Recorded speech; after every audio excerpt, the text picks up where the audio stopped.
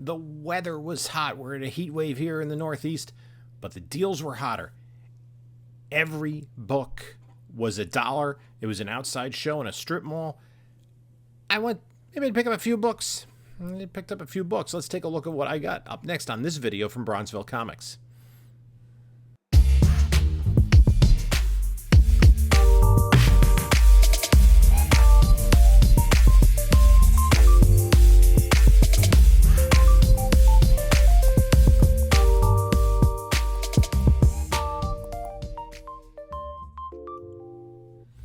Hey there, comic book community. This is Jim from Bronzeville Comics coming to you with another video.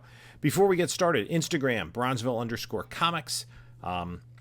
Follow me on Whatnot at Bronzeville_comics. I have shows every Monday night, 10 p.m. Eastern Time.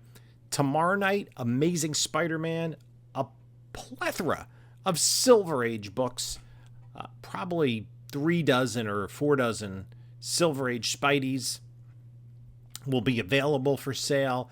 So check us out. Go give us a follow and bookmark the show. I will probably on Sunday be having a video previewing what's coming up in that show. And I've also, the following Monday night is a Daredevil night, and then the first Monday in August is a Sandman show. Also, just watch out. I might be doing pop-up shows during the week as time goes on. Also, I'd like to remind you that the last collection I picked up, the folks that I picked it up from, Taurus Auctions, they have an auction that is ending tomorrow. It's going live actually tomorrow at 6 p.m. Eastern Time, July 25th.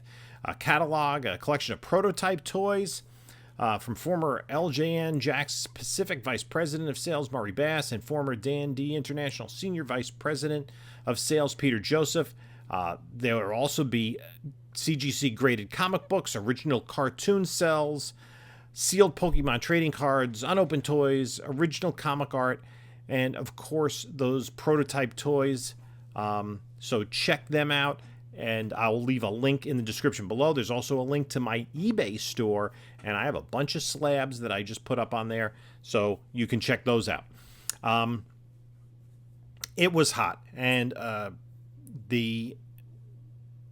it was a show in a strip mall in Long Island, and every book was $1. And it was organized by Comics. So a big shout out to Lou and Mike who organized the show. They also had their own store there in the basement of the strip mall. It was air conditioned in there, so that was one of the benefits of going down and checking out the store.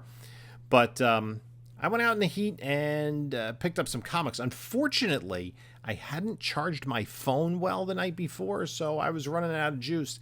And sometimes I didn't know exactly which keys to grab. So I was looking for keys. I got a couple of really nice books. But here, let's check out a little bit of a peek at the show, and then we'll take a look at the haul that I brought in. It is early on a Saturday morning, and we are at a comic book dollar sale. There are about half a dozen vendors set up. It's outside. It's a scorcher. It's still in the 80s right now because it's early in the morning, but it's going to get well into the 90s today.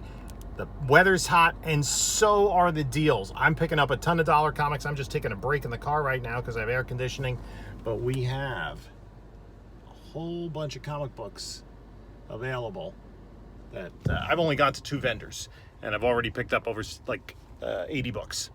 So I'm gonna stay here for a while longer, pick up some more books, and show you the best stuff I got. So here's the pile of books that I picked up, and as I had said, Mike and Lou from Comics were the ones coordinating the show. So everything outside were dollar books, and pretty much everything here I bought for $1. But they did have their shop open downstairs, which had some pricier books, and it also had the benefit of air conditioning, which, because the temperatures got into the 90s, was important. So I picked up just a few books there. This is a book that I kept picking up last year, Star Slayer 10. It's the first appearance of Grimjack, And this is a property that the Russo brothers have been attached to. Haven't heard much about that recently. This Terminator Burning Earth #1 is the first cover artwork by Alex Ross. And then I picked this up. This is the second print of Web of Spider-Man 90. You can tell the difference between the first and second print by the gold hologram. There, holofoil. So here are the books. Let's start with this pile. I'm just going to go through some of these pretty quickly. Just Society of America #1, first appearance of Jesse Chambers, who becomes Jesse Quick, and also Liberty Bell later on. New Mutants '97 newsstand, that's pretty cool. Alex Ross cover here. This is a nice book, this Batgirl cover. This is the cover B, but this is like a $5, $10 book. I've been picking up some of these, anything to do with Sandman. Grabbed this for my daughter. She's really been into Stranger Things. I don't even know what the value of this is, but that's pretty cool. Deathlock #1, Blue Devil #1 newsstand. Probably stay in the PC, at least for now. This is another PC book. I'm trying to pick up DC books from the 70s. Impulse #1. This Deathstroke 15 is the first appearance of his daughter, Rose Wilson, and as a child. Green Lantern 26. 25 is the money book with the first appearances of all the different colored lanterns. This is still like a $3 to $5 book. You know, X-Men books you can find, a #1 Secret Six. I was actually looking, there's some nice covers in the Secret Six run. Wolverine newsstand, Green Lantern Corps Quarterly #1, another Wolverine newsstand, Night Thrasher #1 foil. I picked up the entire, it's not in order here, the entire X-Men Micronauts miniseries. So probably sell that as a bundle. I was at one table and I was trying to, since it was $1 a book, I was trying to get to even numbers. So I was getting close to, I mean, maybe 30 books at a particular table, and I picked up this Betty and Veronica because of somewhat obvious reasons. It was, Fury Comics had a ton of these late bronze Green Lantern books, and I wasn't exactly sure which ones I had in the collection, but I figured for $1 a piece, this is a really great bargain. These books are, you know, $5 to $10 books generally, and they're in pretty nice shape. So these are going to go somewhere in the PC range. Green Lantern 176, Wolverine, another newsstand book. This is the first Kate Kane as Batwoman, so that's a key. This is probably the best book of the day. All-Star Comics 69. It's the first appearance of Helena Wayne Huntress. I just want to take a closer look at this in terms of condition, because I didn't do it previously. I was going to do it before I went to camera, but I've had several copies of this book. There's some wear at the bottom here, but that's a pretty solid copy. Probably not good enough to get graded, but this is probably like a $30 book. And I always pick up, you know, if I see them for $1 and they're still like in decent shape, I'm going to pick up an All-Star Comics. I really have to go through and try to get the best, upgrade my own personal collection. I have all those issues from when I was a kid. This Sienkiewicz cover, poor grade. Actually, this, I don't think this is Sienkiewicz. Like, maybe he inked it. It says Wilson and Simons. I'm not sure what that means. I have to look that up. That, yeah, this is just for $1. What had happened to me during the show is my phone ran out of charge, and I wasn't able to check stuff anymore, and I wasn't sure which Fury of Firestorm books were keys. These are not keys, 6, 9, and 10, but they're still worth more than $1. Avengers Forever. This is a pretty cool miniseries to have. Now, this is a book I really like. This is 2 of 3 copies I picked up. These are both direct. This is Green Arrow's first series, solo series. This was 1983. It took him 42 years to get a Green Arrow #1.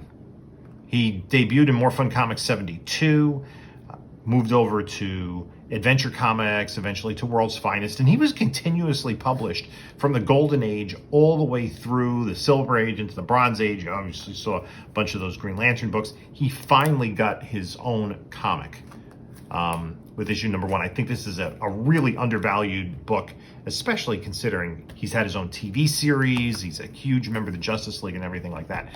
This first appearance of Victor Zsasz, nice book, high print count, so an X-Men 209, can't pass that up for $1. Justice, I think I have the entire run, I'm not sure.